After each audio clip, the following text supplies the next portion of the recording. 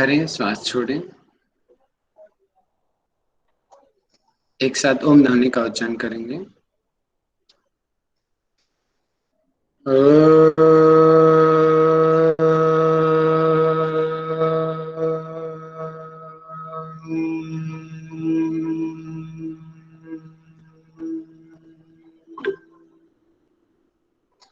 ध्यान मूलम गुरुर्मूर्ति, पूजा मूलम गुरुर्पदम, मंत्र मूलम गुरुर्वाक्यम, मोक्ष मूलम गुरुर्कृपा। गोम गुरु ब्रह्मा गुरुर्विष्णु गुरुर्देवो महेश्वरा, गुरु साक्षात् परब्रह्मा, तस्मै श्री गुरुवे नमः। तस्मै श्री गुरुवे नमः। तस्मै श्री गुरुवे नमः। एक साथ सभी संकल्प करेंगे। मैं प्रतिज्ञा करता हूं, आजीवन नियम का पालन करूंगा। मैं प्रतिज्ञा करता हूं, फर्स्ट अटेम्प्ट में जेआरएफ एग्जाम क्लियर करूंगा। मैं प्रतिज्ञा करता हूं, विश्व में योग का पताका फहराऊंगा। मेरी संकल्प शक्ति सुदृढ़ है, पवित्र है, अबाध्य है। ओम ओम ओम। मैं अपने संकल्प शक्ति से सब कुछ कर सकता हूँ। ओम ओम ओम। मेरे पास अजय मनोबल है। ओम ओम ओम। शांति ही शांति ही शांति ही। अपने हाथों को मिलाएं, रब करें, अपनी आंखों पर लगाएं, धीरे से आंखें खोलें। सभी को सादर प्रणाम। साइकोलॉजी की तीसरी क्लास में स्वागत है। इससे पहले हमने जनरल स्लीप का इंट्रोडक्शन लिया, ब्रेन वेव्स के बारे में पढ़ा। कल हमने स्लीप स्टेजेस पढ़े थे कि नॉन रैम के कैसे स्टेजेस होते हैं, रैम के कौन से स्टेजेस होते हैं। आज हम स्लीप साइकिल को पढ़ेंगे।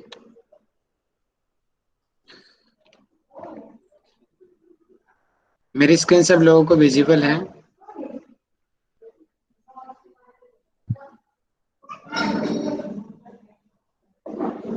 हेलो जी भैया। यस सर, जी सर, विजिबल है। विजिबल है। चलो पहले मैं हल्का सा ओवरव्यू दे देता हूँ कल की कक्षा के लिए। कल हमने क्या किया था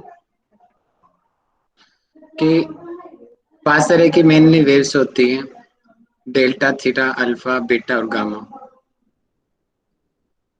और हमारी जो अलग अलग जो स्टेजेस में अलग अलग ब्रेन वेव पैदा होती हैं।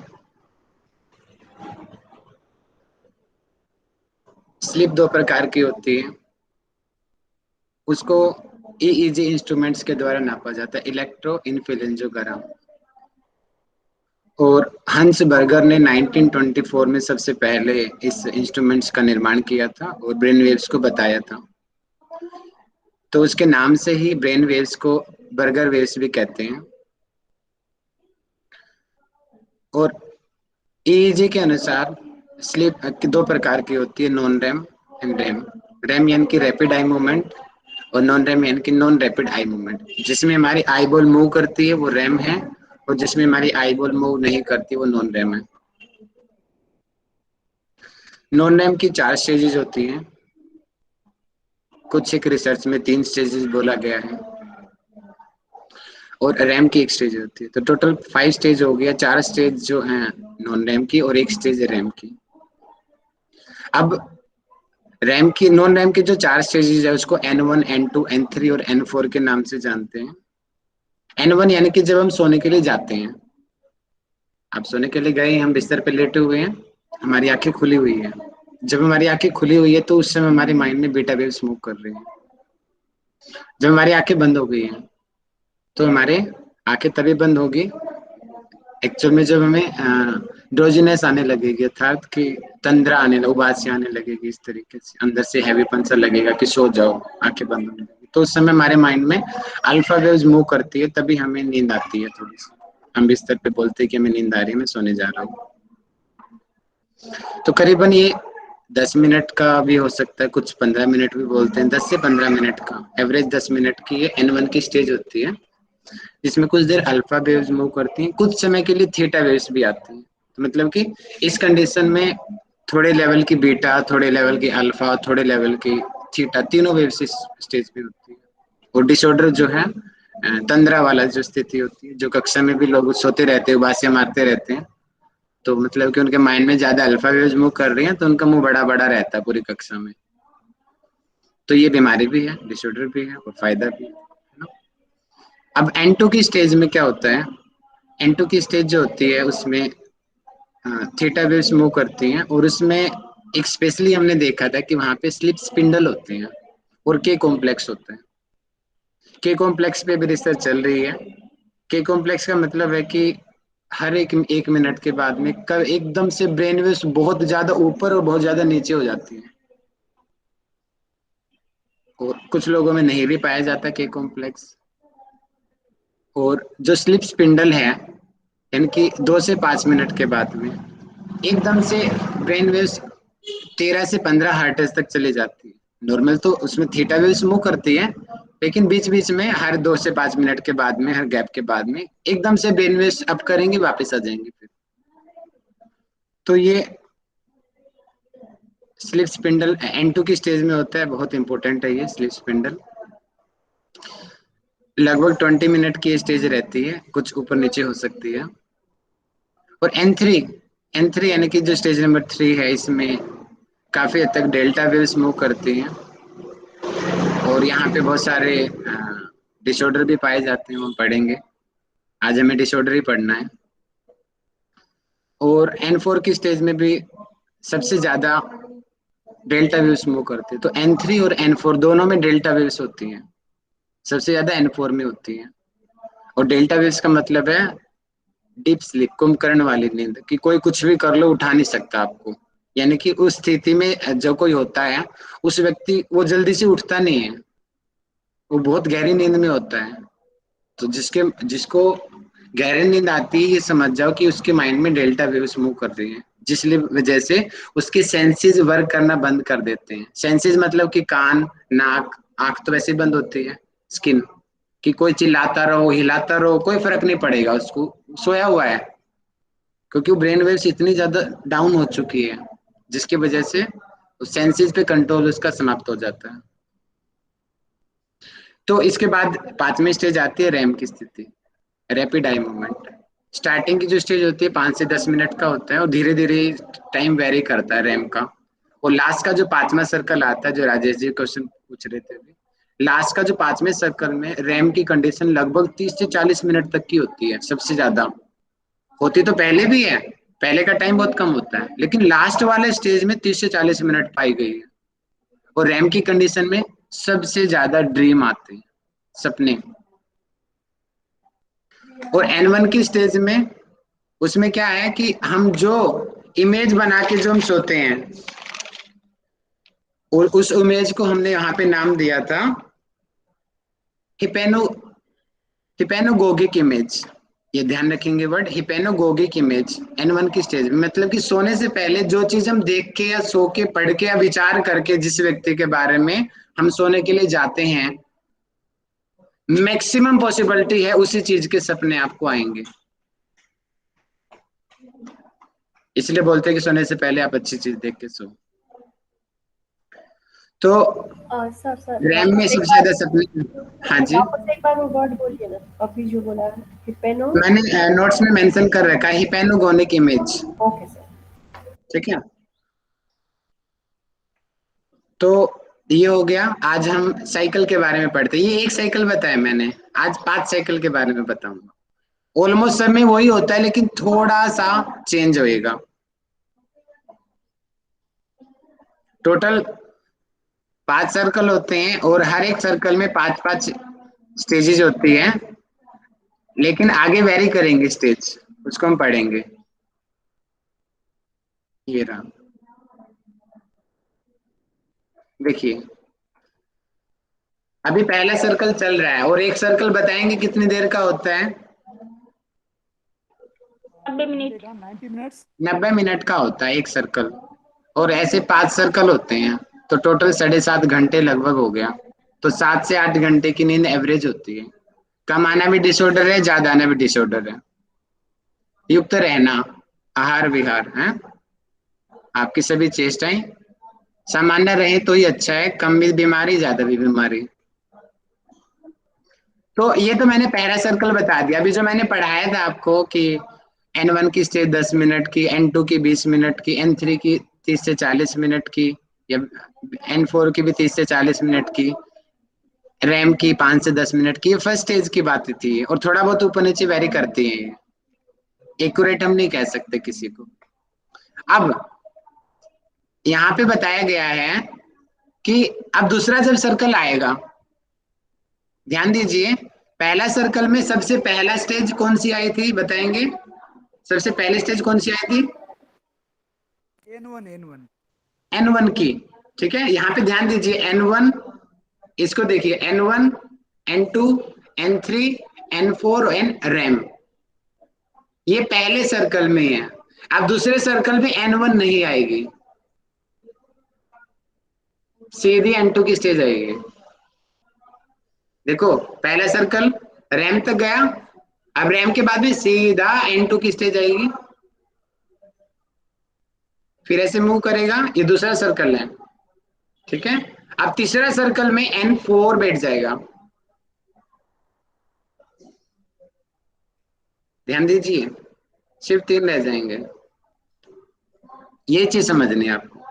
पहला सर्कल में N1, N2, N3, N4 और रैम। दूसरा सर्कल में N1 गया, सीधा रैम से N2, N3, N4 आएगा भी एक बार, और रैम। सर्कल नंबर थर्ड में N4 भी नहीं आएगा, अब चला गया। इसीलिए कई लोग N4 को मानते ही नहीं है, इसलिए वो 3 स्टेज मानते हैं नॉन रैम की, N2, N3 और रैम। अब टाइम वेरी करेगा। N1 जो पहले वाली स्टेज थी, साइकिल थी, उसमें रैम का क्या टाइम था बताएंगे? 5 से 10 मिनट। 5 से 10। अब ये बढ़ेगा क्योंकि ये 2 स्टेज चली गई है, ये बढ़ेगा। और 5वें सर्कल आते आते तक ये 5 से 10 बढ़ करके 30 से 40 तक चला जाता है। यानी कि अब ये टाइम ऊपर नीचे होंगे सबके, एक्यूरेट कोई नहीं बता सकता, लेकिन अप डाउन होंगे। और रिसर्च में पाया गया कि जो अंतिम जो साइकिल होता है उसमें रैम की जो टाइम सबसे ज्यादा होता है 30 से 40 मिनट का। और रैम की कंडीशन में क्या होता है बताएंगे मुझे? रैम की कंडीशन में क्या होता है, बॉडी में क्या चेंजेस आते हैं? सपने सपने ज्यादा आते आते हैं, हैं। ड्रीम आते हैं, और आंख की जो और पलकियां है ना फिजिकली वो क्या चलती चेंज रहती होता है, मेंटली का इफेक्ट पड़ता है, बताएं? है। फिजिकली हार्ट रेट और मोटी रहती रेस्पिरेटरी है, रेट बढ़ेगा। बढ़ जाता है, वेरी गुड, हार्ट रेट बढ़ेगा, रेस्पिरेट मतलब कि बीपी भी सिंपैथेटिक बढ़ जाएगा, एक्टिविटीज बढ़ती हैं। बीपी भी बढ़ेगा। लेकिन बॉडी पैरालाइज रहती है, बॉडी मूवमेंट नहीं होती। ज्यादा से ज्यादा वो गुस्सा थोड़ा सा चेहरे पे एक्सप्रेशन हो सकते हैं, नींद में डरावना हो रहा है तो, लेकिन वो कुछ कर नहीं पाता। माइंड लेकिन पूरा एक्टिव है उसका, बॉडी नहीं कुछ भी कर पा रही है। बेटा वेव्स मूव कर रही है, ये रैम की कंडीशन है। पूरी प्लानिंग कर रहा है, बहुत सबसे ज्यादा डिसीजन मेकिंग का काम रैम की कंडीशन में होता है। उस समय हमारा माइंड क्योंकि सो के उठा है, रिलैक्स है, बीटा वेव सभी माइंड में आई हैं। और इस समय जो हमने किया है, इस समय जो हमें लाइफ में जो प्रॉब्लम चलेगी उसके थॉट्स माइंड में आएंगे और उसका सही डिसीजन लिया जाएगा कि नहीं मैं ये करना चाहिए मेरे को। इसलिए सुबह के जो निर्णय होते हैं ज्यादा अच्छे होते हैं सुबह के लिए। पूजा जी कक्षा में नहीं है क्या? नीरज जी कक्षा में हो? पूजा जी कक्षा जी में हो? भैया, जी भैया मैं हूँ। ऐड क्यों नहीं कर रहे हो लोगों को? मैं थोड़ा भैया इधर चला गया था बाहर, देखा नहीं। नहीं नहीं, ऐड करो भैया, बाकी लोग रह जाएंगे, ठीक है। ठीक है, आगे बढ़ते हैं। ठीक है, देखिए यहाँ पे पढ़ लीजिए कि एक एक हर एक 90-90 मिनट के सर्कल हैं। ये चीज मैंने आपको ऐसे ही बता दिया, आप मेरे नोट से पढ़ लेना, आपको समझ आ जाएंगे सारी चीजें। ठीक है, तो टोटल टाइम 7.5 से 8 घंटे का होता है और लास्ट में 30 से 40 मिनट तक की रैम की अवस्था पाई गई है। और यही रीजन था जो राजेश जी जो आप पूछ रहे थे ना अभी, कि सपने जी सुबह सर। क्यों आते हैं? सपने आते तो रात को भी है, बीच में भी है, लेकिन उस समय रैम की कंडीशन ही छोटी होती है, पता ही नहीं चलता, छोटा ड्रीम था। अब ये रैम ही बहुत बड़ा है तो बड़ा ड्रीम होगा। और लास्ट की कंडीशन है तो ज्यादा चांस है कि थोड़ा बहुत याद रहने का। पहले वाला मान लेते हैं कि मैं 10 बजे सोया और ठीक 90 यानी कि 80 मिनट के बाद में मेरे अंदर नॉन रैम की कंडीशन आई, यानी कि 11:10 पे कंडीशन आई, लगभग 11:10 11:20 पे 5-10 मिनट के लिए छोटा सपना आया और भूल गए, सुबह तक थोड़ी याद रहेगा वो, ऐसे ही थोड़ा थोड़ा है। लेकिन लास्ट वाला जो सर्कल होगा उसमें रैम सबसे ज्यादा है और उस समय ड्रीम आएगा, वो हमें उठेंगे हम याद भी रहेगा। और कई ड्रीम हमें याद रहते हैं और ज्यादातर ऑलमोस्ट ड्रीम को हम भूल जाते हैं उठते ही, बस इतना एहसास रहता है अच्छा सपना था बुरा सपना था, इतना याद रहता है बस। कुछ कुछ चीजें होती है कि कुछ पॉइंट्स याद रहते हैं कि मेरे साथ वो भी था, वो भी था, वो मर गया था, वो हम दोनों रो रहे थे, ऐसे ऐसे हो रहा था, कुछ डेट्स भी याद होती हैं कभी कभी जब हम फोकस करते हैं सपने, लेकिन ज्यादातर भूल जाते हैं हम। अब यहाँ पे मैं रैम की और दूसरे नॉन रैम का बेनिफिट बताता हूँ आपको। अब नींद क्यों आती है? आचार्य सुश्रुत जी बोलते हैं आयुर्वेद के अनुसार कि जब हमारी इंद्रियां अपने विषय को ग्रहण करना बंद कर देती है तो उस समय में नींद आती है, ऐसा आयुर्वेद में कहते हैं। मतलब कि अब विषय समाप्त हो गए हैं, टीवी भी कितना देखोगे, बोर होने लगोगे, खाना भी कितना खाओगे, बस दिया और नहीं खाना मेरे को, है ना, एक लिमिट होती है ना हर चीज की। वो इंद्रिया अपना काम करना अपने विषयों को लेना बंद कर देती है, उस समय बोलेंगे नहीं मुझे सोना है, मुझे और कुछ नहीं चाहिए, उस समय में नींद आती है। फिर जब तक इंद्रिया अपने विषय में लगी रहेगी नींद नहीं आएगी कभी भी, विषय छोड़ते ही नींद आ जाएगी। इसका मतलब यही है कि जितना हम अपने विषयों के साथ अटैच रहेंगे उतना हमें प्रॉब्लम बढ़ती है, नींद आने की समस्या होती है। तो ये भी एक सॉल्यूशन मिलता है इस तरीके से, लॉजिक से हम लगाते हैं। तो अब थकान की वजह से नींद आती है ऐसा आयुर्वेद कहता है, और हमने भी अनुभव किया है कि जब हम थके हुए होते हैं हमें नींद भी अच्छी आती है। सब लोगों ने अनुभव किया होगा इस बात को। अब थकान दो प्रकार की है, फिजिकल थकान और मेंटल थकान। तो अभी आप लोग अनुमान लगाना, ठीक है, मैंने कल इनडायरेक्टली बताया भी था इस चीज को। फिजिकली थकान अगर किसी को ज्यादा है तो उसको कौन सी वाली नींद ज्यादा आएगी, रैम या नॉन रैम, और क्यों बताइए? नॉन रैम आएगी ज्यादा। सर नॉन रैम ज्यादा है यूज, क्यों आएगी राजेश जी, बताओ नॉन रैम उसको। क्योंकि सर उसकी मसल्स में यूरिक एसिड ज्यादा जमा हुआ है, तो उसको सर ठीक है, दूर करने के लिए तो फिर थोड़ा और बताओ भाई, ये भी अच्छा लॉजिक है आपका। और सर उसका ना और सर पैरासिम्पैथेटिक नर्वस। बहुत बढ़िया, ये वाला अच्छा लॉजिक लगा, पैरासिम्पैथेटिक की उसकी ज्यादा नीड है इसलिए उसको क्योंकि नॉन रैम की बॉडी डिमांड ज्यादा कर रहा है, इसलिए पैरासिम्पैथेटिक डोमिनेंट हो जाएगा उसकी, क्योंकि ऑलरेडी हाँ, सिंपैथेटिक कर चुका है वो। इसलिए ज्यादा फिजिकल जो वर्क करेगा उसको नॉन रैम की जो स्थिति में ज्यादा रहता है। वो ज्यादा हार्ड वर्क करने वाले व्यक्ति को सपने कम आते हैं, है ना राजेश जी, सपने कम जी आते हैं सर। ना। जी लेकिन जो हार्ड वर्क थोड़ा सा कम करता है, मेंटली वर्क ज्यादा करता है, उसको सपने बहुत आते हैं। जैसे मैं हूँ, मेरा मेंटली वर्क ही है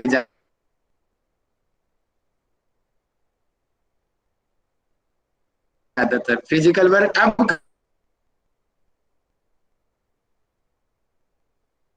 कम हो चुका है।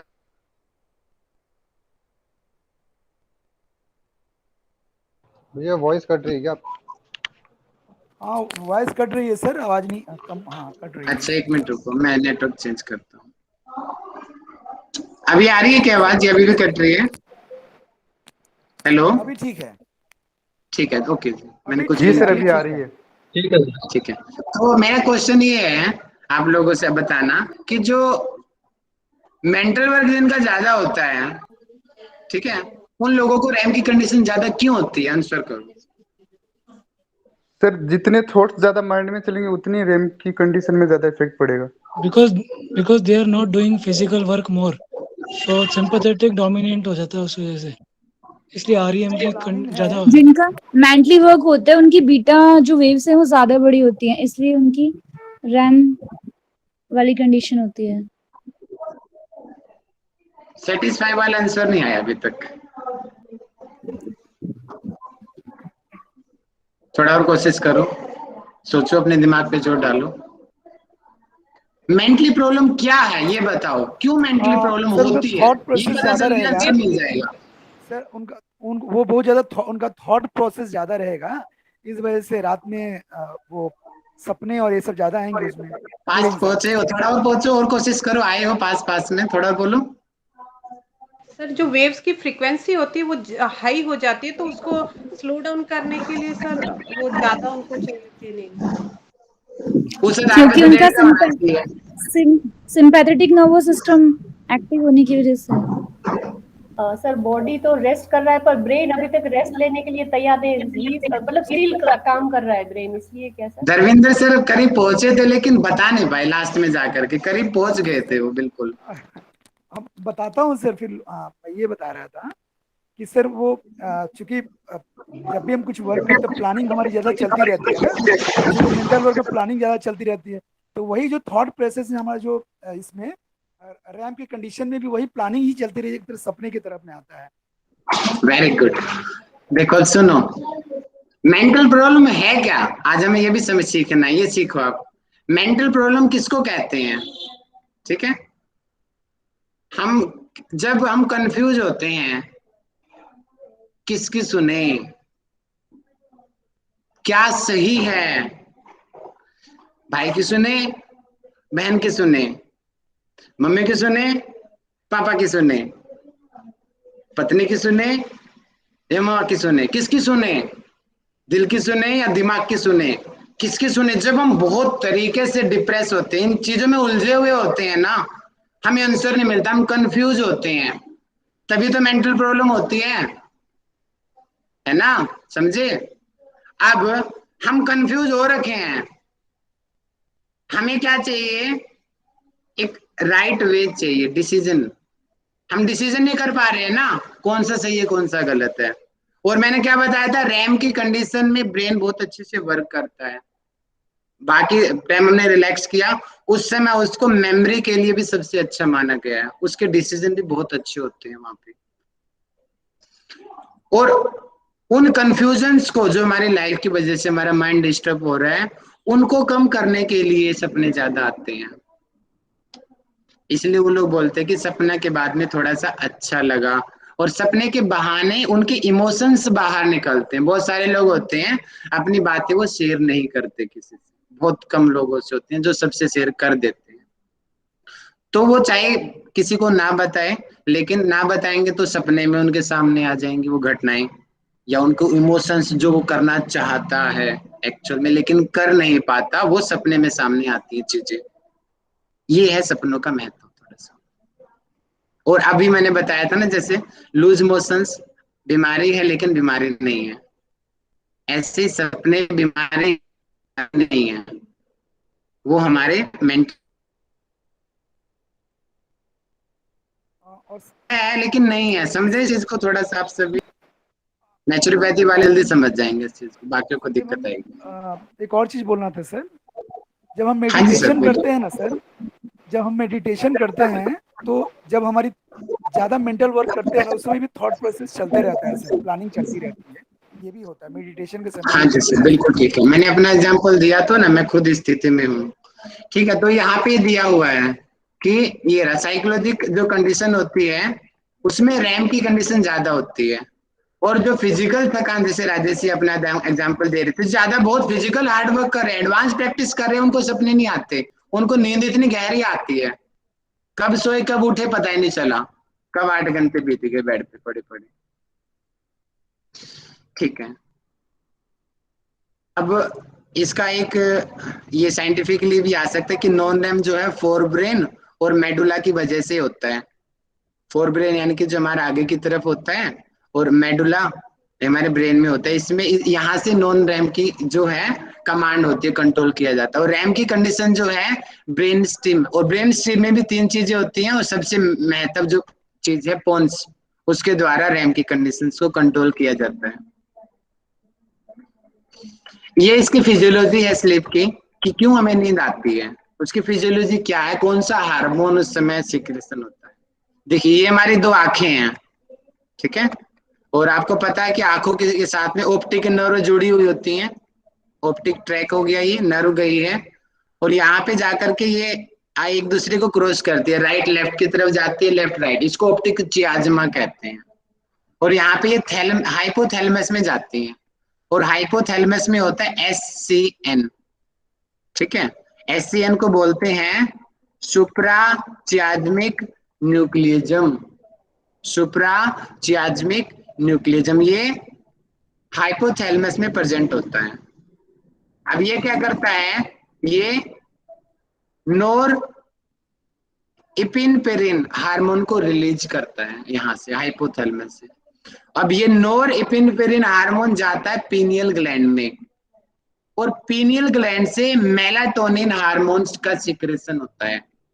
और मेलाटोनिन हार्मोन जितना ज्यादा होगा उतनी ज्यादा नींद आएगी उस व्यक्ति को। तो ये क्वेश्चन पूछा जा सकता है कि नींद के लिए कौन सा हार्मोन रिस्पॉन्सिबल है, तो आपका आंसर क्या रहेगा, कौन सा हार्मोन रिस्पॉन्सिबल है नींद के लिए? मेलाटोनिन।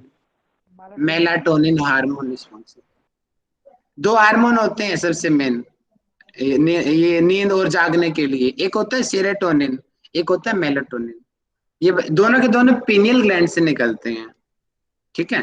अब इनका सीक्रेशन भी कम ज्यादा देखा गया, रिसर्च में पाया गया कि जब हम अपने घर का माहौल दिन के समय अंधेरे वाला बना लेते हैं, आप लोगों ने देखा होगा ना, जब अच्छे से चारों तरफ से अंधेरा बना लेते हैं, माइंड को धोखा देना, दिमाग को धोखा देते हैं, अंधेरा हो गया, नींद रात हो गई, तुम्हें नींद आ जाती है अपने आप से, है ना। तो क्या होता है, जब चारों तरफ अंधेरा होता है, अंधेरे का वातावरण होता है, तो ऑटोमेटिक थैलेमस ग्लैंड से, सॉरी पीनियल ग्लैंड से जो है मेलाटोनिन हार्मोन का सीक्रेशन शुरू हो जाता है, और जिसकी वजह से हमें नींद आ जाती है, माइंड को गोली दे देते हैं हम अंधेरा करके अपने। और जब लाइट होती है उसमें नींद कम क्यों आती है, क्योंकि लाइट के दौरान जो हमारी पीनियल ग्लैंड है वो सेरोटोनिन हार्मोन का सीक्रेशन करती है, मेलाटोनिन नहीं निकलता दिन के समय। इसलिए दिन के टाइम जब लाइट होती है आसपास बाहर, तो बहुत रेयर चांस होते हैं नींद आने के, तो उस समय नींद नहीं आती, कम नींद आती है, बहुत लोगों को बहुत थके हैं तब आती है, अदरवाइज नहीं आती नींद। तो ये हुई इसकी फिजियोलॉजी नींद की। अब मैं आपको पढ़ाता हूँ डिसऑर्डर। डिसऑर्डर मैंने आपकी स्लाइड बनाई है, उस स्लाइड से हम पढ़ेंगे। अभी जो मैंने बताया था आपको कि मेंटल प्रॉब्लम है क्या, कोई मुझे बताओ। अभी मैंने बताने की कोशिश भी की थी, धर्मेश सर ने भी बताया था कि स्लीप डिसऑर्डर क्या है। पहले तो मेंटल डिसऑर्डर बताओ, फिर स्लीप बताएंगे। Mental disorder confusion. Very good. जब हम मानसिक रूप से द्वंद्व में अटके हुए हैं, इसकी सुने इसकी सुने, दिल की सुने दिमाग की सुने, माँ की सुने पत्नी की सुने, भाई की सुने बहन की सुने, उस दोस्त की सुने या उस दोस्त की सुने, हम कोई डिसीजन नहीं ले पा रहे हैं, तो हमें मेंटल प्रॉब्लम शुरू हो जाती है। लेकिन जिस दिन उस कंफ्यूजन का समाप्त हो जाएगा, 100% उसकी मेंटल प्रॉब्लम भी ठीक हो जाएगी।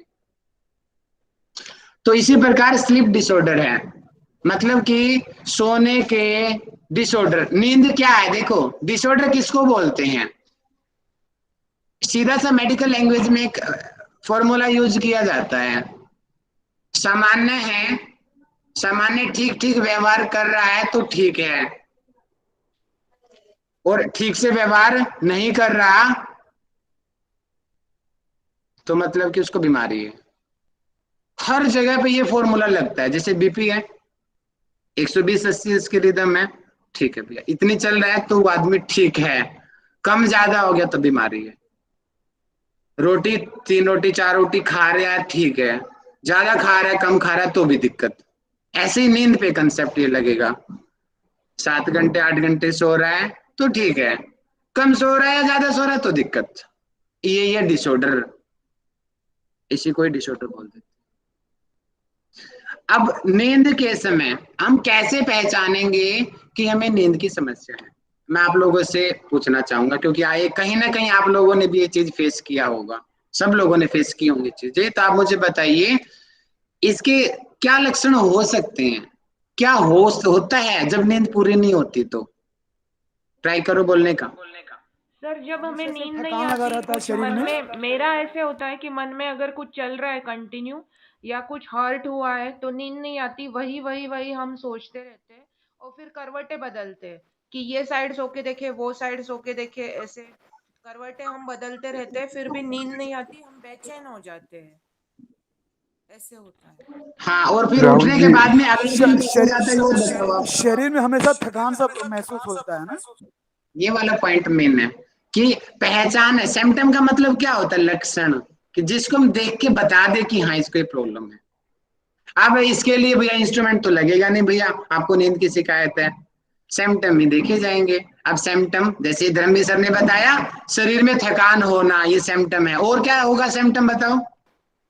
उसका चेहरा शरीर डाइजेस्ट सिस्टम में भारी डिफिकल्टी मन होता नहीं लगता है, हेडेक होता है, है, हेडेक डाइजेशन होना, सिस्टम में वेरी गुड डिफिकल्टी, भावना जी। और एनर्जी भी डाइजेशन नहीं सिस्टम में आता दिक्कत, काम करने के लिए। डाइजेस्टिव सिस्टम, राजेश ने सर ने बहुत अच्छा पॉइंट पकड़ा है। पेट साफ नहीं होता है, नींद पूरी नहीं आती, तो देखा होगा ना आप सबने, पेट नहीं साफ होता, भूख भी नहीं लगती, चिड़चिड़ापन आता है। और बताओ मीनाक्षी जी क्या बोल रहे थे? आंखें लाल रहती है सर, भारीपन रहता है। मीनाक्षी जी समझ नहीं आया मुझे। एनर्जी लो रहेगी, गुस्सा आता है, एंगर बढ़ता है। हाँ, मीनाक्षी जी को ये दिक्कत है, समझ गया। सर तो अपनी भी नींद एसिडिटी भी ठीक कर लो और आपका गुस्सा ना अपने आप कम हो जाएगा। देखो अब पढ़े, और sleep disorders are conditions that impair your sleep and prevent you for getting restful sleep. यानी कि ऐसा नहीं होना, यानी कि आराम से अगर उठे हैं तो कोई दिक्कत ही नहीं है, यानी कि जब उठने के बाद में हमें कुछ दिक्कतें हो रही हैं तो इस तो बोलेंगे भैया इसकी नींद पूरी नहीं हुई। कई बार होता है कि हमें 4 घंटे में भी हमें लगता है मजा आ गया, और कई बार 10 घंटे में भी हाँ नहीं मजा नहीं आया और कमी रहेगी। मतलब कि वो फ्रेशनेस अगर आ रही है इसका मतलब आपको बीमारी नहीं है, फ्रेशनेस नहीं आ रही है उसका मतलब आपको प्रॉब्लम है। अब देखिए थोड़े सिम्टम यहाँ पे दिए हुए हैं, बाकी और भी बहुत सारे हो सकते हैं। कि एक्सपीरियंस डिफिकल्टी स्लीपिंग, कि आपको सोने में ही दिक्कत आती है बहुत ज्यादा, तो भी आपको बोलेंगे कि आपको स्लीप डिसऑर्डर है। और उसके बाद में you are often tired during the day, पूरे दिन थकावट रहती है। And slept for at least 7 hours the, यानी कि आप 7 घंटे भी सोए हो उसके बाद भी शरीर में थकावट रहना, ये भी डिसऑर्डर है। आगे यू हैव ए रिड्यूस्ड और impaired ability to perform regular day time, मतलब कि जो हमारे रेगुलर के जो डेली रूटीन के काम हैं जैसे पढ़ना हो गया, खेलना हो गया, हम उनको नहीं कर पा रहे हैं ठीक से, ये भी एक लक्षण है स्लीप डिसऑर्डर का। अब ये होता है हमारा सर्केडियन रिदम, इसको बोलते हैं। तो ये जो है एक डे रूटीन है, बनाया गया है कि कब हमें क्या चीज करनी चाहिए। ऐसे एक ऑर्गन का भी होता है, मैंने आज ऑर्गन वाला चार्ट तो लिया नहीं है, लेकिन अब नॉर्मल मैं ऐसे से बता दूंगा आपको कि अलग अलग ऑर्गन में भी अलग अलग एनर्जी मूव करती है अलग अलग टाइम के दौरान। और उसी आधार पे आयुर्वेद में दिनचर्या, संध्याचर्या, रात्रिचर्या, ऋतुचर्या, इन चीजों को बताया कि दिनचर्या कब से शुरू होती है, ब्रह्म मुहूर्त से। अब ब्रह्म मुहूर्त कहाँ है, ये रहा। अब देखो यहाँ पे क्या है, मॉडर्न साइंस बोलती है कि इस समय बॉडी का टेम्परेचर कम होता है, हमें वीकनेस सी लगती है थोड़ी सी, हम बॉडी बिल्कुल ठंडी हुई होती है इस समय। यानी कि 4 से 6 बजे का जो टाइम होता है उठने का।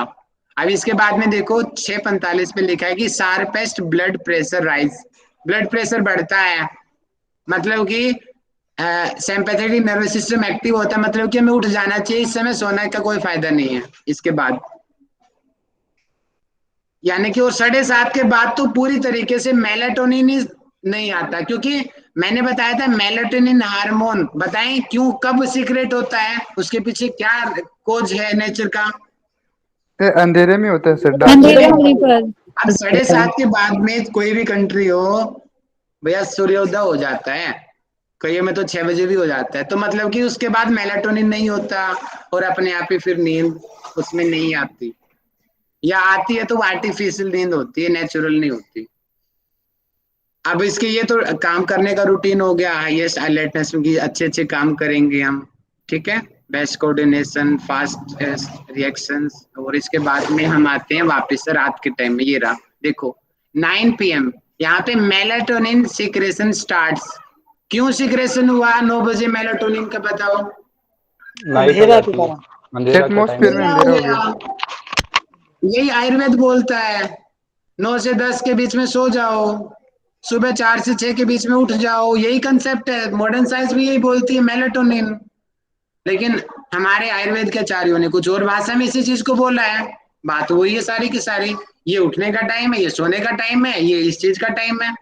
अगर आप इस डेली रूटीन को बिगाड़ोगे तो आपको दिक्कत होगी होगी।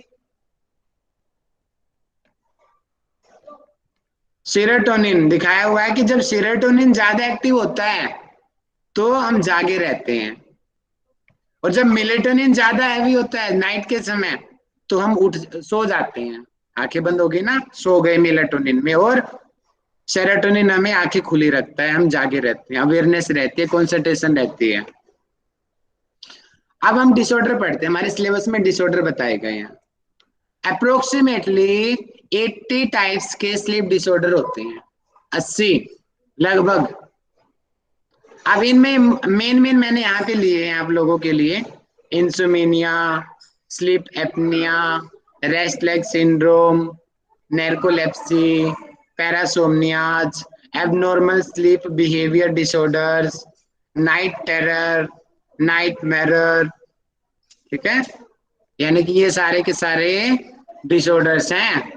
अब बताता हूँ एक एक करके, मैं कुछ जो मेन डिसऑर्डर है मैं उनको एक्सप्लेन करूंगा, क्योंकि उनके पॉसिबिलिटी है पेपर में आने की।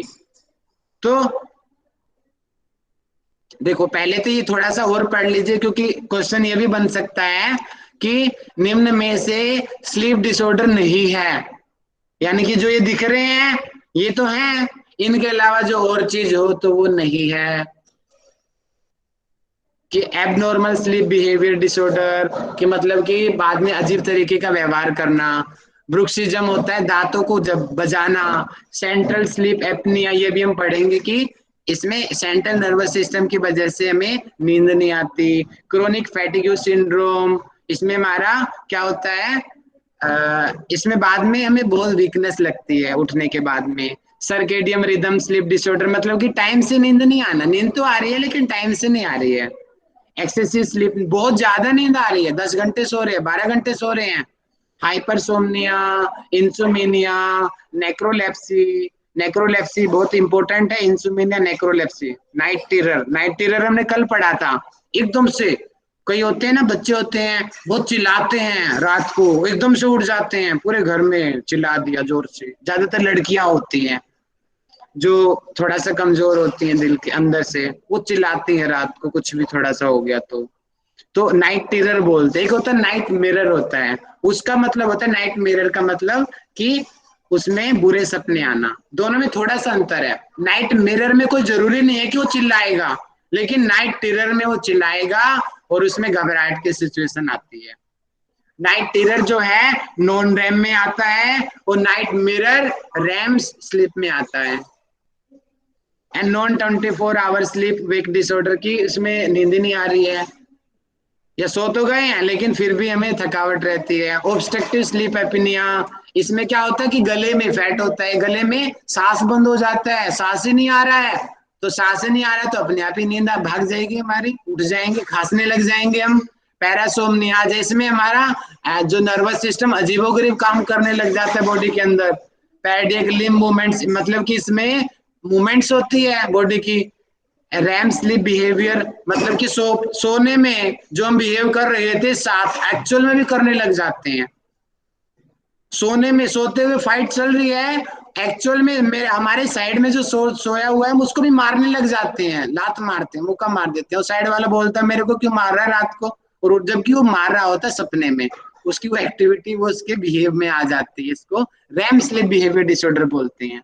रेस्टलेस स्लीप, मतलब कि उसके बॉडी में वाइब्रेशंस रहना, कि मतलब कि थकावट बने रहना बहुत ज्यादा। और शिफ्ट वर्क डिसऑर्डर, मतलब कि काम बदल जाने, उनकी रात की शिफ्ट होती है, दिन की शिफ्ट होती है, उसकी वजह से बड़ी दिक्कत होती है उन लोगों को। स्लीप वॉकिंग, स्लीप वॉकिंग का मतलब कि रात को चलना, पापा जग जाएगा, वो सोया हुआ है लेकिन वो मुंह कर रहा है, भाग रहा, लोगों को सम रहा है, वो तो जागा हुआ है लेकिन वो तो बीमारी है, उसको सपने में चल रहा है वो व्यक्ति। बड़ी डेंजरस होती है ये। स्लीप एपनिया, ये स्लीप एपनिया ये दो तरीके की होती है, ऊपर अलग अलग करके बताया, अभी पढ़ाऊंगा मैं, जिसमें हमारा सांस आना बंद हो जाता है, उसकी वजह से फिर नींद खुल जाती है। ठीक है। ब्रीदिंग डिसऑर्डर, सांस बहुत ज्यादा तेज हो जाना, सोने में बहुत ज्यादा कम हो जाना। मूवमेंट डिसऑर्डर, हम मूवमेंट करते हैं, फाइट करते हैं सपने में, एक्चुअल में भी करने लग जाते हैं, बोलने लग जाते हैं। स्लीप पैरालाइज, सोते सोते ही कई लोग होते हैं ना कि सोया और मर गया, पैरालाइज आ गया नींद के दौरान नहीं। अब ऐसा क्यों होता है, उसके कोजेज क्या हैं ऐसा होने की? देखिए फिजिकल, देखिए नींद नहीं आने की, सिंपल सा अपना दिमाग लगाओ। फिजिकल में जैसे कि अल्सर हो गया, वोमिटिंग है, अस्थमेटिक प्रॉब्लम है, नींद कैसे आएगी भैया? सारी रात वो खांसता रहेगा तो नींद आ ही नहीं सकती, सारा रात उसको दर्द रहेगा तो कैसे वो सो लेगा? तो ये फिजिकल प्रॉब्लम है भैया, उसको नींद नहीं आएगी फिर। अब मेडिकल है, फिजिकल हो गया, मेडिकल में भी चलो दोनों एक लगभग एक ही होते हैं। साइकेट्रिक, मतलब कि मानसिक बीमारियां, डिप्रेशन है, कैसे नींद आएगा? उसके मन में वो ख्याल चल रहे हैं, किसी के भी ख्याल हो सकते हैं। एंजाइटी डिसऑर्डर है तो उसको नींद नहीं आएगी, वो बैठा रहेगा उल्लू की तरह बैठ के। इन्वायरमेंटल, मतलब कि बाहर वातावरण में शोर हो रहा है तो कैसे सो लेगा? नींद नहीं आएगी। बाहर घर के बाहर डीजे बज रहा है तो कैसे नींद आ जाएगी? अब वर्किंग द नाइट, यानी कि अपना शेड्यूल रात को काम करते हैं लोग, बहुत सारी जॉब्स रात को होती हैं, उनको बहुत दिक्कतें होती है, ये भी एक बहुत बड़ा कोज है स्लीप डिसऑर्डर होने का। जेनेटिक ही है, पैदाइशी, बाप दादा को थी, पापा पिता को भी है, बेटे को भी होगी और आगे बच्चे को भी होगी, चल रही है, ये सदियों से बीमारी चलती आ रही है, जेनेटिक है। और आगे बताया कि बीमारी इसकी वजह से भी होती है, दवाइयों की वजह से भी होती है, बहुत ज्यादा दवाई हम खाते हैं, बाद में हैप्चुअल हो जाती है, फिर नींद भाग जाती है हमारी। अब सिम्टम्स क्या हैं, जैसे अभी एक एक करके आप लोग, पुनः मैंने बताया, धर्मवीर सर ने बताया, शरीर का थकावट रहना। देखिए जैसे हमारे ऐसी हालत कई बार हमारे साथ भी होती है, बड़ी मुश्किल से पिक्चर मिली थी मुझे, यानी कि बच्चा पढ़ने के लिए बैठा है लेकिन थक गया है और वहीं पे सो गया है। हमारे साथ भी कई बार ऐसा होता है, हम चेयर पे सो जाते हैं, स्कूल में भी सो जाते थे कई बार हम लोग, जब नींद पूरी नहीं होती थी तभी ऐसा होता था। अब कई लोग कक्षा में भी सो रहे होंगे, ऑनलाइन कक्षा है, पूरी मौज ली जा रही है, कान में लीड लगाओ और सो जाओ। फॉल एस्लीप वाइल, यानी कि ड्राइविंग है, स्टडी है, कुछ भी काम कर रहे हैं, सो जाना। Struggle to stay awake, active watching telly, यानी कि टीवी देख रहे हैं, पढ़ाई कर रहे हैं, कुछ भी चीजें कर रहे हैं, सो गए। ठीक है, ठीक से हम कंसंट्रेट नहीं कर पा रहे हैं, ये उसका सिम्टम है कि आपकी नींद पूरी नहीं हुई है, इसलिए आप कंसंट्रेट नहीं कर पा रहे हैं। कि हैव परफॉर्मेंस प्रॉब्लम एट, यानी कि ठीक से काम नहीं कर पा रहे हैं, स्कूल का और घर का काम। और आगे बता रहे हैं ठीक तरीके से बात नहीं कर पा रहे हैं हम लोगों से, हमें मेमोरी की शिकायत होती है, ये बहुत बड़ी शिकायत है। जिन लोगों को मेमोरी शार्प करनी है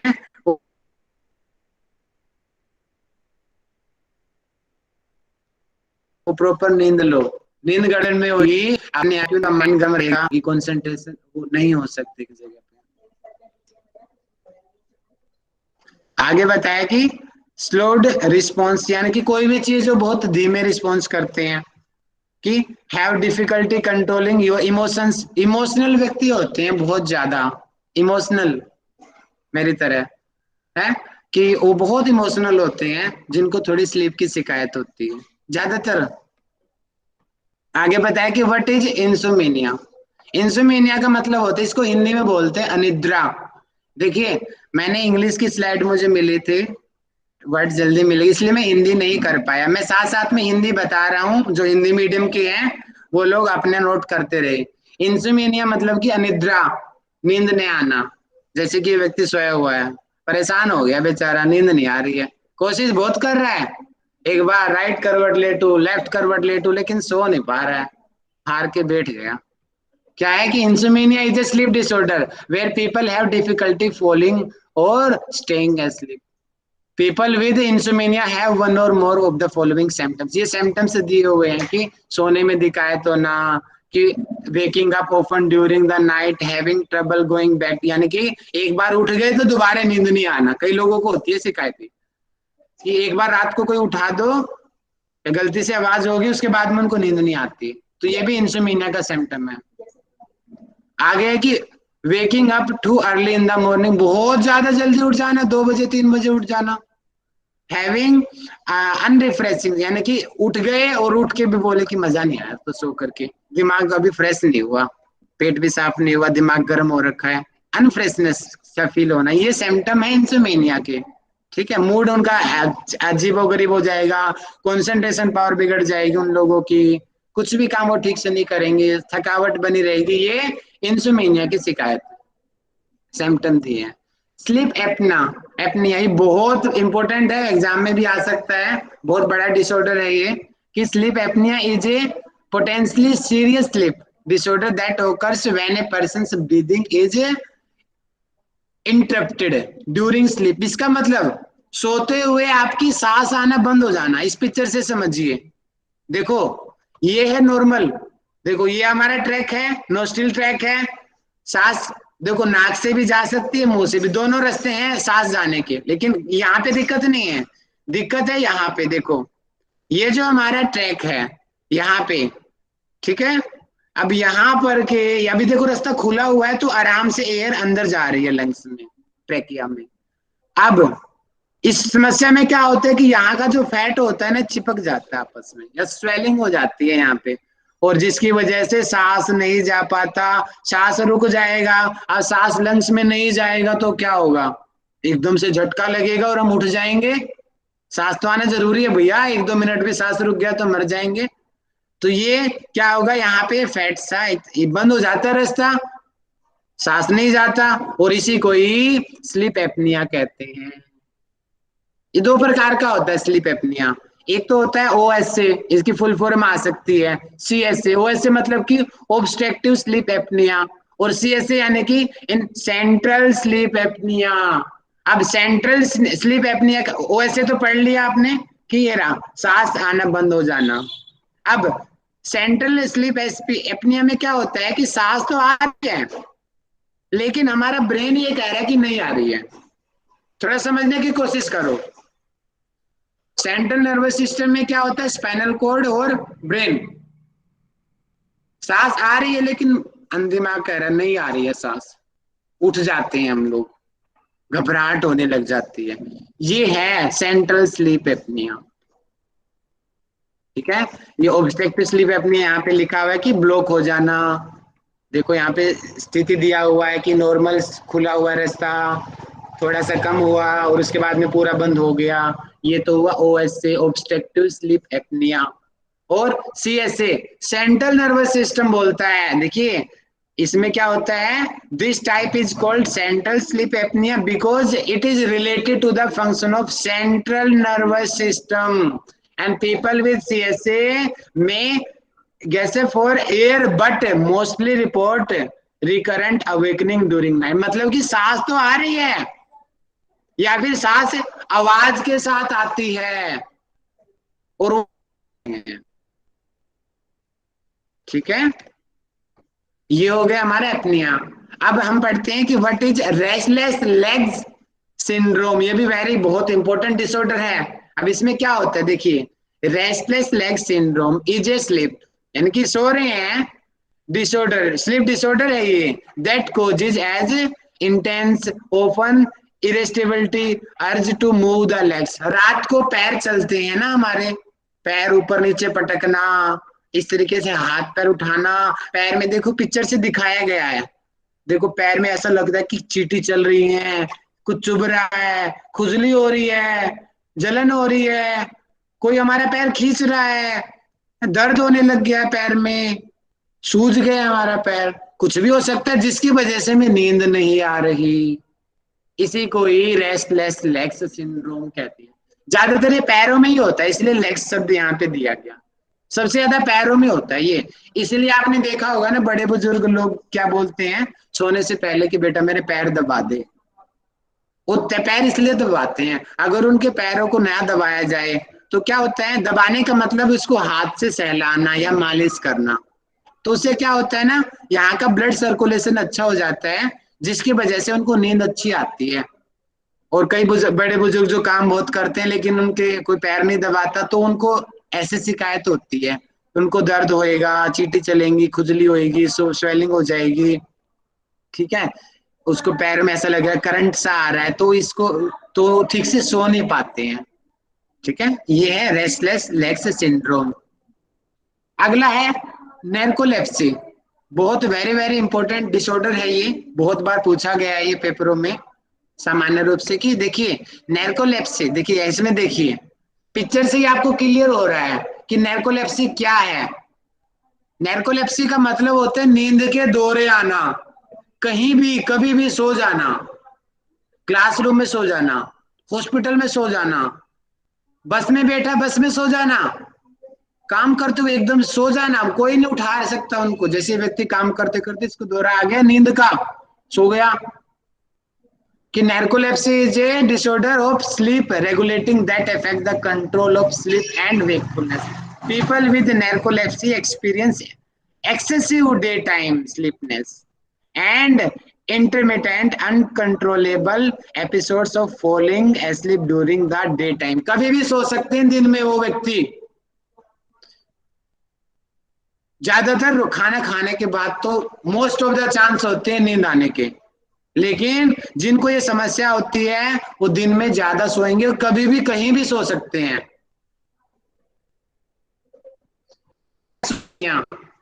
ये थोड़ा फनी है और मजा आएगा इसको पढ़ने में। पिक्चर दिख रहा है आपको, सो रहा है लेकिन ऐसा लगेगा मैं एक्टिंग कर रहा है सोते सोते करवट बदल लेना। मैं अपना एक्सपीरियंस बताता हूँ आपको, बड़ा आप लोगों के एक्सपीरियंस सुनूंगा, इसके तो बड़े बड़े गांव में तो बड़े बड़े होते हैं। अच्छा वॉइस कट रही है मेरी? हेलो सुन पा रहे हैं? यस सर, तो बीच बीच में जा रही है शायद। अब मैं अपना एक्सपीरियंस बताता हूँ। बहुत सारे लोग, अब चाचा जी सोए हुए हैं, कईयों का तो पेट इतना बड़ा हो जाता है वो पूरे, और सोते सोते एकदम से ऐसे स्टाइल मारते हैं जैसे क्या हो गया, और लेकिन वो सो रहा है, सोते सोते हाथ उठा देंगे ऐसे, सोते सोते पैर मार देंगे ऐसे, कुछ भी हो सकता है उनके साथ में, अजीबोगरीब हरकतें करते हैं। और वो सो रहे होते हैं, सोते सोते चलेंगे, सोएंगे, आंख बंद कर करे टॉयलेट भी जाके आ जाएंगे, सो रहे हैं, सोते सोते पानी पी के वापिस सो भी जाएंगे, आंखें बंद है, नींद में कर रहे हैं सारे काम। और तो और कई लोग तो सोते सोते खाना भी खा लेते हैं रात को, फिर सो जाते हैं, सोते सोते होती है सारी चीजें। सोते सोते कई लोग फाइट भी कर देते हैं, मार देते हैं एक दूसरे को। और एक थोड़ा सा उसको बोलते हैं सेक्सियो इंसिमा बोलते हैं, सोते सोते उनको नहीं पता साइड में कौन लड़का सोया है लड़की सोई है, उनको लगता है कि ये हमारा पार्टनर है और उनको हक कर लेते हैं और अजीबोगरीबो हरकतें करना शुरू कर देते हैं सपने में। ऐसा होता है कई लोगों के साथ में, तो ये बीमारी है, ठीक है, बड़ी फनी बीमारी है ये।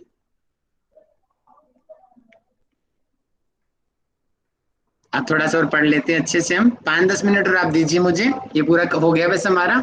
कि parasomnia are disruptive sleep related disorder, means abnormal movements, अजीबोगरीब हरकतें करना, बातें करना सपने में, इमोशनल हो जाना, सपने में रो रहे हैं, सपने में चिल्ला रहे हैं, and actions happen while you are sleeping, और सोते सोते ही एक्शन कर रहे हैं, मूवमेंट्स कर रहे हैं, इमोशंस दे रहे हैं, झगड़ा कर रहे हैं। ऑल्सो यू बैड पार्टनर, यानी कि जो साथ में हमारा सोया हुआ है वो बताएगा, रे तू ये करता है रात को, तू मेरे को लात क्यों मारता है सोते हुए, मेरे को पकड़ क्यों लेता है तू रात को सोते हुए, क्या होता है तेरे को, क्यों झटके मारता है तू रात को, इस तरीके से रात को क्यों बोलता है, तेरे दांत क्यों बजते रहते हैं, रात को किससे बातें करता है तू सपने में। ऐसे ये चीजें जो होती हैं इसको पैरासोमनिया के अंतर्गत लिया जाता है। पेपर में कैसे चीजें आ सकती हैं, यानी कि ये सारी चीजें याद कर लेना, पेपर में ये आ सकता है कि पैरासोमनिया डिजीज में निम्न में से कौन सी चीज नहीं है, तो यानी कि ये सारी चीजें हैं और इनके अलावा जो और चीजें आएंगी वो नहीं है, जैसे कि स्लीप टेरर चिल्लाना, स्लीप वॉकिंग चलना, नाइट मेरर डिसऑर्डर मतलब कि बुरे सपने देखना और उसके खिलाफ फिर एक्शन भी करना, और स्लीप रिलेटेड ईटिंग, रात को ही जाओ किचन में सो के हो, किचन में खाओ और आ जाओ। कई लोग तो ऐसे होते हैं रात को गए टॉयलेट में और टॉयलेट में सो गए बहुत लोग होते हैं ऐसे, उनको बाद में पता चलता है जब उनका सिर लगता है दीवार में जाकर के, उठते क्या टॉयलेट में बैठा है तो आगे स्लीप पैरालाइज, सोते सोते ही उनको बॉडी में लकवा मार जाना। ये देखिए मैंने कुछ पिक्चर और समझाने की कोशिश की है, लास्ट स्लाइड है ये हमारी, इसके बाद कंप्लीट कि अब देखिए पैरासोमनिया नॉन रैम की कंडीशन में कौन कौन से हमें पैरासोमनिया हो सकते हैं, कि स्लीप टेरर हो सकता है, मतलब कि चिल्लाना, रात को हम चलने लग जाते हैं, इसको मेडिकल की भाषा में सोमना एम्बुलिज्म कहते हैं, स्लीप वॉकिंग को सोमना एम्बुलिज्म, जो रात को चलते हैं, जैसे ये चल रहा है ना देखो रात को ये व्यक्ति, इसको पता नहीं कहाँ जा रहा है लेकिन चल रहा है ये। कंफ्यूजनल अराउजल मतलब कि कंफ्यूजन रहना उस व्यक्ति को, डाउट में रहना, डाउट्स का सॉल्यूशन निकालना। स्लीप रिलेटेड ईटिंग है, रात को गया किचन में और खाया आ गया, रात को टॉयलेट में गया टॉयलेट में ही सो गया, या फिर टॉयलेट भी करके आ गया उसको पता ही नहीं वो गया भी था नहीं गया था। अब पैरासोमनिया रैम की कंडीशन में, रैम की कंडीशन में नाइट मेर आता है, ध्यान रखिए नाइट टेरर आएगा नॉन रैम में और नाइट मेरर आएगा, नाइट मेर है वो रैम में आता है। अब रिकरेंट आइसोलेटेड स्लीप पैरालाइज, इसका मतलब क्या होता है, स्लीप पैरालाइसिस, अच्छा इसका मतलब ये है पैरालाइज वाली कंडीशन आ जाना, क्योंकि उसमें क्या होता है माइंड तो वर्क कर रहा है, बॉडी लेकिन पैरालाइज की तरह पड़ी हुई है, उसको लगता है, मेरी मम्मी बोलती है मेरे को कि रात को कभी भी हाथ ना चेस्ट पे बांध के नहीं सोना चाहिए, नहीं तो बंधे रहते हैं हमें ऐसा लगता है कि किसी ने हमें बांधा हुआ है और बाद में फिर बहुत घबराहट होती है, इसलिए रात को कभी भी अपने हाथों को नहीं बांधना चाहिए। हाँ बांधना है तो अपने हाथों के बीच में तकिया ले लो, उससे थोड़ा मदद हो सकती है, वो चीजें कम हो जाएंगी तकिया लेने से। आगे रैम स्लीप बिहेवियर मतलब कि जो बिहेवियर हम सपने में कर रहे थे उठने के बाद भी वही बिहेवियर कर रहे हैं, सपने में हम भाग रहे थे एकदम बिस्तर से उठ के भागने लग जाते हैं, सपने में झगड़ा कर रहे थे उठते ही एकदम से हाथ पैर हमारे चलने लग जाते हैं, ये इसका मतलब जो सपने में बिहेव हो रहा था वही बिहेव हम अपनी लाइफ में करने लग जाते हैं। इसके अलावा कि एक्सप्लोडिंग हेड सिंड्रोम की लगता कि हमारा सिर फटा जा रहा है, अजीबोगरीबी आवाज आ रही है सिर में। अब कि बेड वेटिंग ये बहुत कॉमन प्रॉब्लम है, रात को कई लोग अपना वहीं पे कर देते हैं काम, बेड पे पड़े पड़े, बहुत सारे लोगों के साथ ऐसा होता है, बेड वेटिंग होती है पता ही नहीं चलता, बाद में जब ठंडक का अपन का अनुभव होता है फिर जाते हैं वो गलत हो गया भैया, तो ये बेड वेटिंग होती है। और बेड वेटिंग जहां तक मैंने याद है ये भी नॉन रैम में आएगा और N4 स्टेज में होता है ये, ध्यान रखिए N4 की जो एंडिंग स्टेज होती है उसमें बेड वेटिंग होता है हमेशा। आगे है स्लीप रिलेटेड हेलिक्नेशन, इसमें अजीबो, इसमें क्या होता है थकावट रहती है और ये बहुत खतरनाक प्रॉब्लम है, इसको बोलते हैं सेक्सोमनिया, जैसे कि इस पिक्चर से मैं समझाने की कोशिश करता हूँ। चलो ये तो हस्बैंड वाइफ लेटे हुए हैं, लेकिन उसमें क्या होता है कि चाहे लड़का लड़का हो या लड़की लड़की हो, दूसरे पार्टनर को समझते हैं मेरा पार्टनर है और अजीबो गरीबो हरकतें करने लग जाते हैं सपने में। तो इस प्रॉब्लम को सेक्सोसोम्निया बोलते हैं। तो ये है प्रॉब्लम्स। यहीं पे हमारा स्लीप डिसऑर्डर चैप्टर कंप्लीट हुआ। कल हम न्यू चैप्टर शुरू करेंगे। आशा रखता हूं कि आप सभी ने एंजॉय के साथ पढ़ा होगा इस चैप्टर को और पूरे मजे मजे में हमने हर चीज को कवर कर लिया। अब किसी का कोई डाउट हो तो आप बताइए।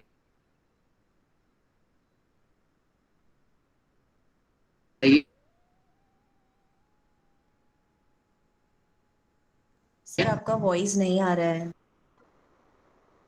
मत कई लोग चले जाते हैं।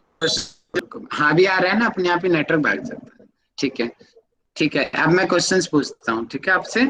अब मुझे मैसेज करके आंसर करेंगे और जिससे मैं बात बोलूंगा वो माइक खोलेगा। Okay sir. हाँ जी हेलो। हाँ जी कविता मैम बताइए। सर्कल देखे थे, फर्स्ट सर्कल में आपने बोला था N1 N2 N3 N4 and RAM, right. फिर सर्कल 2 सर्कल 3 फिर सर्कल 4 और 5 में रैम ज्यादा है, पर 4 का सर आपने डिस्क्राइब नहीं किया था तो मैंने देखा नहीं सर। थर्ड में कैसे N2 N3 एंड रैम रहता है? वो पूरे तरीके से किसी को पता नहीं है मैडम। Okay right sir. लेकिन इतना श्योर इसलिए है आप बोले थे कि उसमें N4 नहीं होता, N4 नहीं होता, रैम ज्यादा होता है, इतना श्योर है। ठीक है ठीक है। अब मेरा क्वेश्चंस मुझे बताएंगे। असली वाला कंसेप्ट पूरा हो गया। कल हम न्यू टॉपिक शुरू करेंगे साइकोलॉजी का। ठीक है। अब मुझे मैसेज करके बताएं कि आप लोगों को बताना है। आप लोग क्या बताएंगे? हाँ, स्लीप साइकिल के बारे में। स्लीप साइकिल में मुझे माइक खोल के बताओ। भारती माली जी बताओ, स्लीप साइकिल के बारे में आप क्या जानती हो?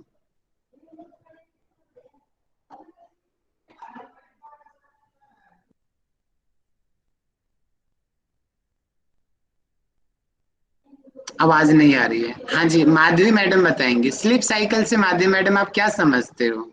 स्लीप साइकिल क्या होता है?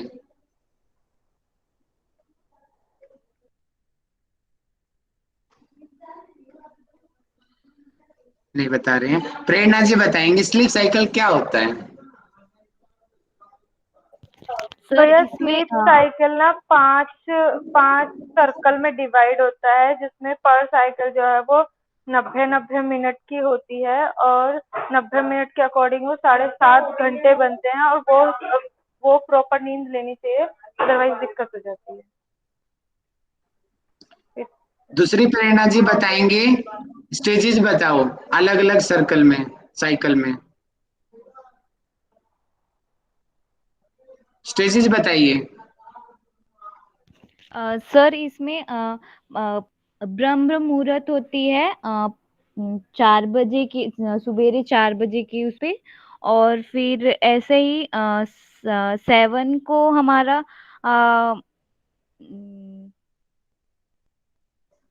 कंफ्यूज हो गए? कौन बताएगा? हाथ उठाओ। सर मैं बोलूं? सर वो 7 बजे के बाद जो मेलाटोनिन बंद हो जाता है और 9 बजे में मेलाटोनिन शुरू होते हैं। मैं कुछ और पूछना चाह रहा हूँ, दोनों मैडम बताइए। हाँ सर, 5 साइकिल हमारी होती है रात भर में। फर्स्ट साइकिल जो होता है उसमें N1 N2 N3 N4 और N5 यानी रैम होता है। फिर जो नेक्स्ट साइकिल होती है उसमें N1 कट हो जाता है। फिर जो उसके बाद का यानी थर्ड साइकिल होता है उसमें N4 भी कट हो जाता है। और उसके बाद जो साइकिल होती है रेम का टाइम बढ़ते जाता है और वो आखिरी जो 5th सर्कल है हमारा वो 30 to 40 मिनट्स का रेम का टाइम होता है। बहुत बढ़िया, वेरी गुड। ये मैं पूछना चाहता हूँ। आप मुझे बताएंगे, हाथ उठाना, कि फिजियोलॉजी ऑफ स्लीप कौन बता सकता है मेरे को? नींद की फिजियोलॉजी क्या है?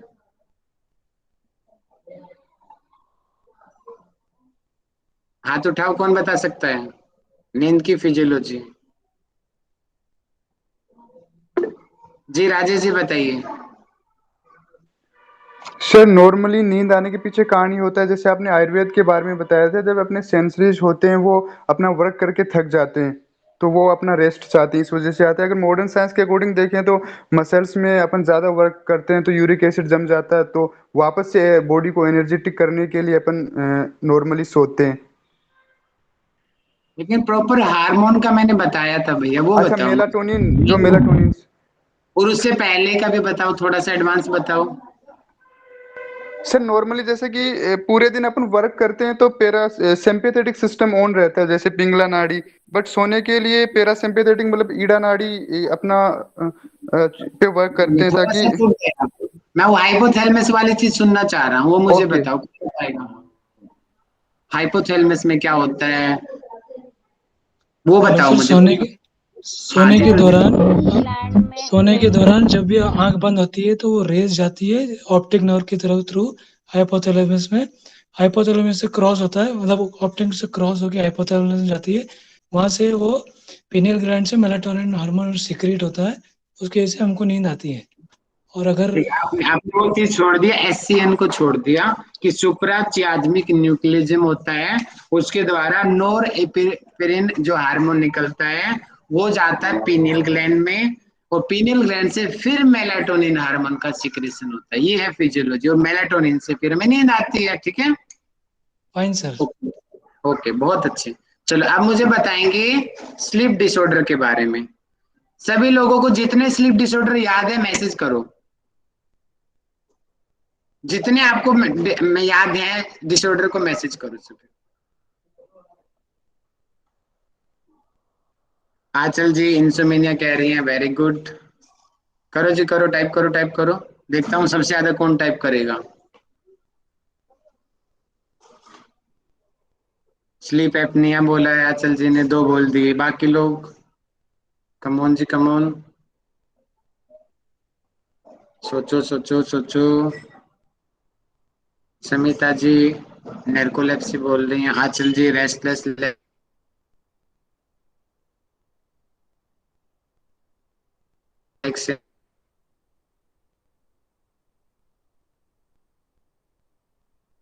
आज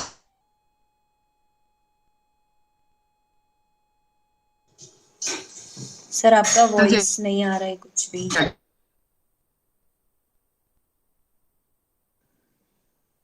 चलो आंचल जी माइक खोल।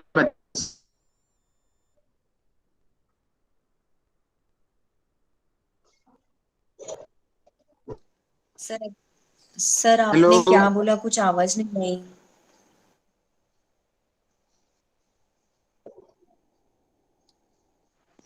अभी आ रही है हेलो सर, इसके पहले नहीं आ रही थी आवाज।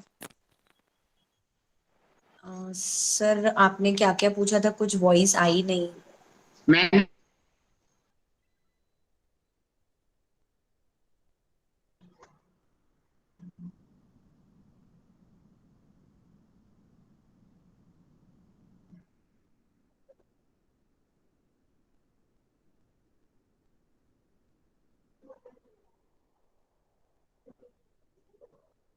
आवाज नहीं आ रही, डिसऑर्डर बताओ, एक्सप्लेन करो। हेलो, आवाज नहीं आ रही बिल्कुल भी। फिर से कट हो गई सर।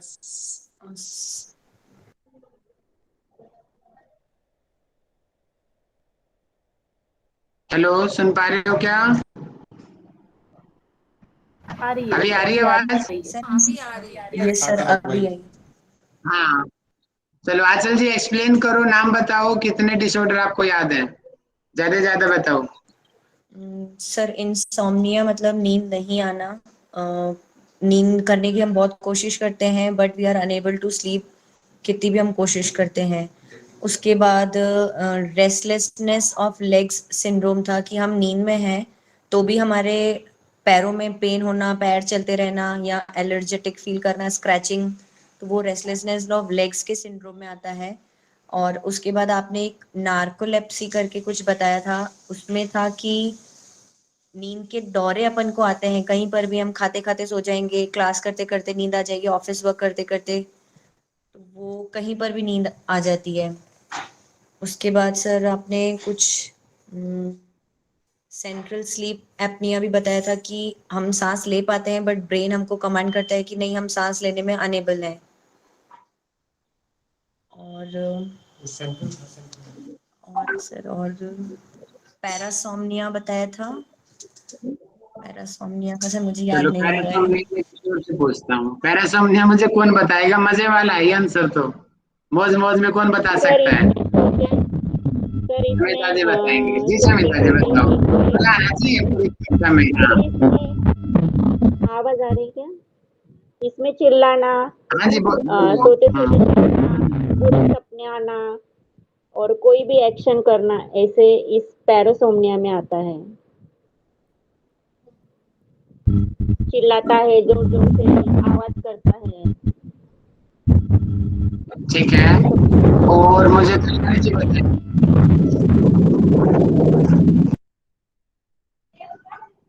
कल्याणी जी बताइए। हाँ, नींद में चलना भी, चलते भी हैं, अजीब गरीब का मतलब काम करते हैं। कभी किचन में चले जाते हैं, कभी बाहर निकल जाते हैं, कभी बात करना भी मतलब नींद में स्टार्ट कर देते हैं। सर इसी में ही बताया था ना कि हम नींद में लाइक खा भी लेते हैं, वॉशरूम होकर आ जाते हैं और हमको पता नहीं चलता है।